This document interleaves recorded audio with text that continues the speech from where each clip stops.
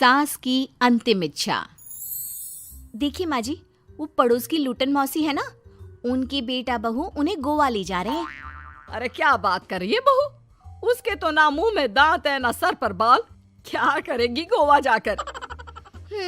अपनी अपनी किस्मत है माँ जी, लूटन मौसी मरने जो वाली है। हैं?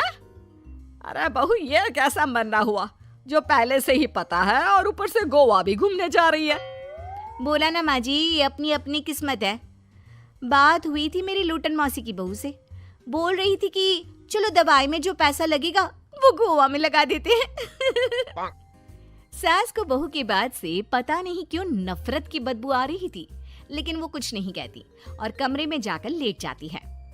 क्या बात है, लूटन के तो मजे ही मजे है। वैसे आइडिया बुरा नहीं है, थोड़े से पैसे लगाओ और सीधा गोवा की सैर। मैं भी चलती हूँ गोवा। अगले रोज सास तय वक्त पर उठती नहीं। अरे देखो जी, माँ जी अब तक उठी नहीं। आज दूध वाले से दूध और काम वाले के लिए दरवाजा मैंने ही खोला है। अब कम से कम माँ जी का ये तो सुख है कि सुबह जल्दी उठना नहीं पड़ता। अरे बड़ी अजीब हो तुम, मेरी माँ सुबह से उठी नहीं है और तुम्हें चिंता दूध और काम वाली की है। अरे तुम्हें चिंता है ना, तो जाओ जाकर देखो क्या हो गया। वैसे मेरी किस्मत कहाँ लूटन मौसी की बहू जैसी। बेटे को माँ की चिंता होती है, वो सोचता है कि कहीं माँ की सांसें तो नहीं रुक गई और हमें पता ही नहीं चला। बेटा माँ के कमरे में जाता है और वहां जाकर, माँ क्या हो गया है तुम्हें? बेटा, लग नहीं रहा कि अब मैं बचूंगी, लल्लन डॉक्टर के पास ले चले। अरे कैसी बात कर रही है माँ, तेरी तबीयत सीरियस है और मैं तुझे लल्लन झोला छाप डॉक्टर के पास ले जाऊं? ना ना ना। अरे तो कहाँ ले जाएगा बता दे, वहाँ एडवांस दे दिया है मैंने, वो क्या कहते हैं, गूगल पे से। हैं? तूने क्यों पैसे दिए माँ? तुझे पता था क्या कि तू बीमार होने वाली है? सास को लगता है कि कहीं चोरी पकड़ी तो नहीं गई। वो हड़बड़ा जाती है और उसे पसीने निकलने लगते हैं। अरे माँ क्या हो गया, सर्दी में भी पसीने? लगता है तेरी तबीयत ज्यादा ही खराब है और लल्लन डॉक्टर पास ही में है, चल उसी को दिखा देता हूँ।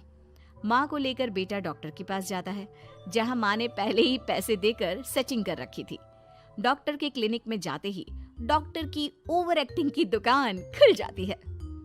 हाय राम माँ जी, हे भगवान, अब तो कुछ नहीं हो सकता, ये तो मरने वाली है बेटा। हैं? ओए डॉक्टर है इसलिए इज्जत से बात करूंगा, नहीं तो मेरी माँ को देखे बिना ये बकवास करने के लिए तेरे मुंह में घूसा मार देता। अरे ना ना बेटा, ऐसे मत बोल, वो डॉक्टर है, उसे वो दिख जाता है जो किसी को नहीं दिखता।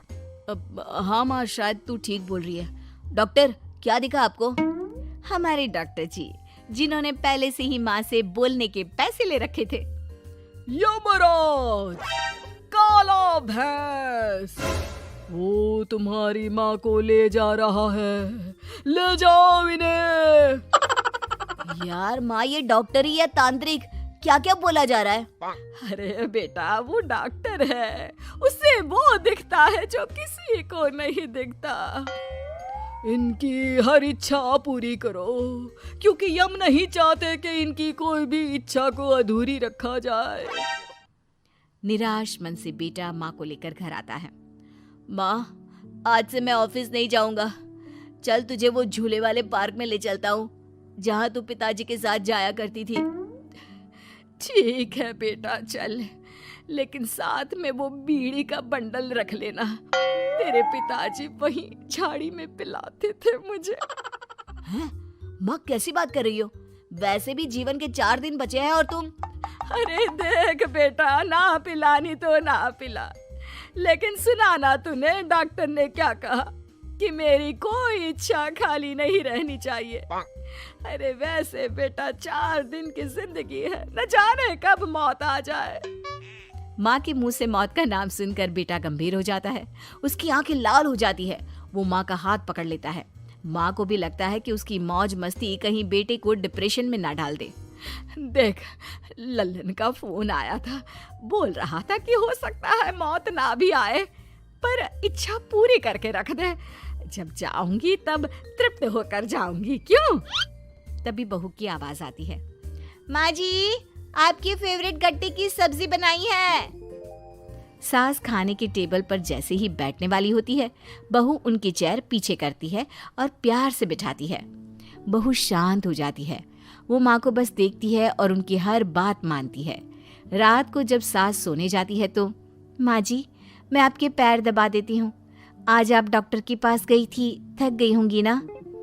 बहू का प्यार देखकर सास को हैरानी होती है। वो समझ नहीं पाती कि जो बहू उनके मरने को अपना भाग्य बताती थी, वो आज जब सास मरने वाली है तो दुखी क्यों हो रही है। क्या सोच रही है माँ जी? यही ना कि मैं ऐसा क्यों कर रही हूँ।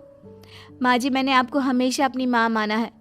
माना आपसे नाराज होती थी, परेशान होती थी, आपकी बातें चुभती थी, लेकिन यकीन माने प्यार बहुत है आपसे मुझे। सास बहू को गले लगा लेती है। अरे तू क्यों मोह में डाल रही है? आज नहीं तो कल मुझे मरना ही है ना।